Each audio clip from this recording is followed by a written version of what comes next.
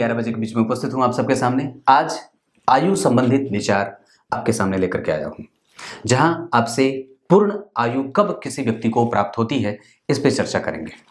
शुरू करते हैं आज का कार्यक्रम। कहीं मत जाइएगा, बिल्कुल बन के रहिएगा। छोटा सा कार्यक्रम है, यूं बता दूंगा। आयु का विचार करने से पहले आपको चंद्रमा को देखना होता है, लग्न के डिग्री को देखना होता है, लग्नेश को देखना होता है, शनि को देखना होता है, तीसरे भाव को देखना होता है, 8वें भाव को देखना होता है और 10वें भाव को देखना होता है।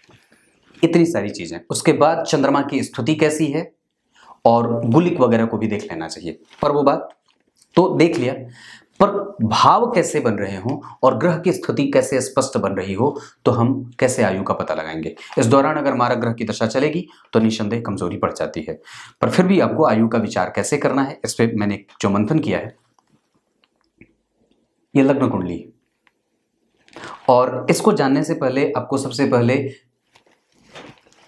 कमजोर आयु 30 वर्ष की अवस्था को कहते हैं, 33 वर्ष की अवस्था को कमजोर आयु कहते हैं, 60 से 62 साल की अवस्था को मध्यम आयु कहा जाता है और 120 वर्ष की अवस्था को बहुत ही अच्छी आयु कही जाती है, पूर्ण आयु कही जाती है। कोई व्यक्ति 120 वर्ष से भी ज्यादा जी रहा हो तो 120 के बाद उसको विपरीत आयु कहा जाता है, मतलब वो विपरीत जी रहा है। इसके अतिरिक्त भी और चीजें शामिल होती हैं जिसको समझना जरूरी है। जैसे आपको बताऊं तो जन्म कुंडली के तीसरे भाव से, जन्म कुंडली के 8वें भाव से और जन्म कुंडली के 10वें भाव से आयु का विचार किया जाता है। अगर इन भावों में जैसे दशम स्थान में कोई शुभ ग्रह बैठा हो, अष्टम स्थान में शनि बैठे हों, तीसरे स्थान में कोई पाप ग्रह बैठे हों और केंद्र में कोई शुभ ग्रह बैठे हों तो आयु अच्छी होती है, मतलब पूर्णता की आयु व्यक्ति प्राप्त करता है।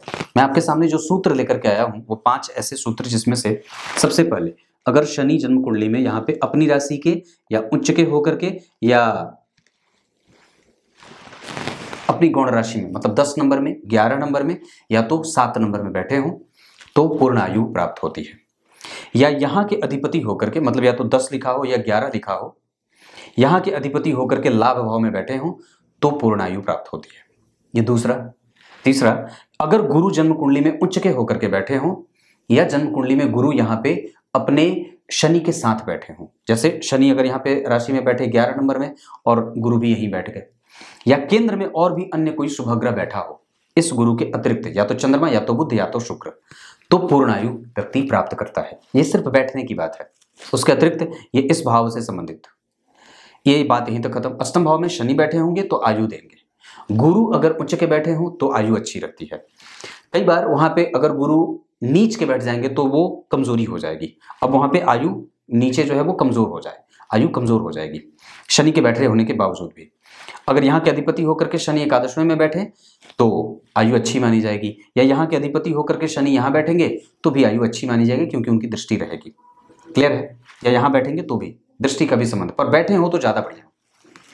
इसके अतिरिक्त अगर जन्म कुंडली के एकादशवें भाव में पाप ग्रह बैठे हों, ध्यान से समझिएगा, ये तीसरा या चौथा हो सकता है सूत्र।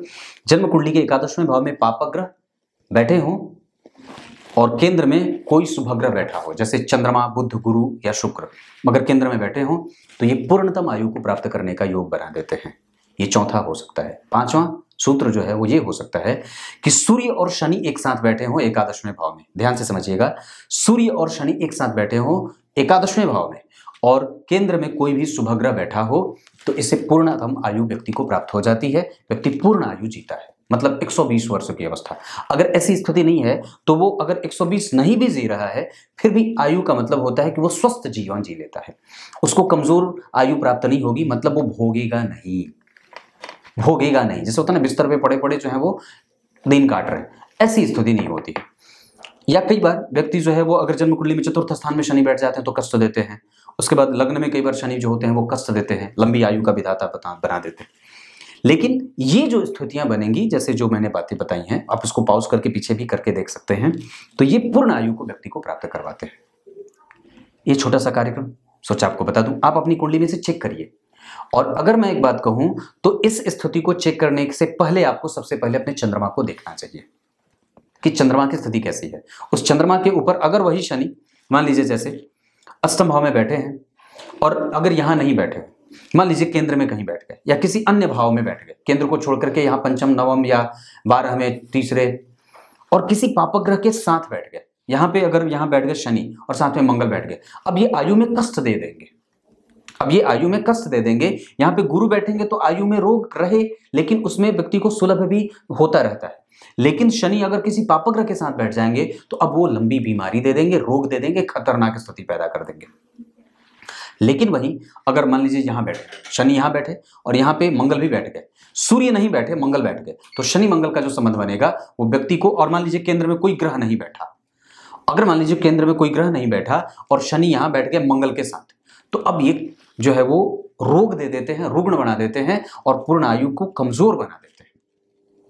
मतलब आयु तो रहे पर उसके साथ रोग भी जुड़ जाए। लेकिन अगर शनि सूर्य के साथ बैठे हों और केंद्र में शुभाग्रह बैठे हों तो रोग नहीं रहेगा, मतलब स्वस्थ व्यक्ति। अब जीर्ण तो होता है सब कोई, तो जीर्ण बना रहेगा, वो भोगेगा नहीं, उसकी आयु के साथ रोग और चोट चपेट आदि की घटनाएं नहीं होंगी। वो बिस्तर पे पड़ा पड़ा राम राम और सीताराम या फिर कई बार चिल्लाएगा नहीं, ये स्थितियां होती हैं। कुछ इसी तरीके से आज के कार्यक्रम का समापन करते हैं। तब तक के लिए इजाजत दीजिए, शाम का कार्यक्रम जरूर देख लीजिएगा। तब तक के लिए बहुत बहुत नमस्कार। हाँ, एक बात बता रहा हूँ, NAKULPARASHARA ये सर्च करिए इंस्टाग्राम पे, और साथ ही साथ मुझे आप लोग ये बताइएगा कि आप लोगों को जो प्रोग्राम मिलता है वो रेगुलर मिलता है या नहीं मिलता है। अगर कार्यक्रम प्रत्येक दिन नहीं मिल रहा है तो एक बार फिर से अनसब्सक्राइब करके सब्सक्राइब कर देने से, या फिर अपने फ़ोन को अपडेट करिए, या फिर मुझे रेगुलर वहाँ पे देख लेने से भी आप लोगों को नोटिफिकेशन मिलने लगता है। कुछ इसी तरीके से आज के कार्यक्रम का समापन करते हैं। तब तक के लिए फिर से नमस्कार करता हूँ।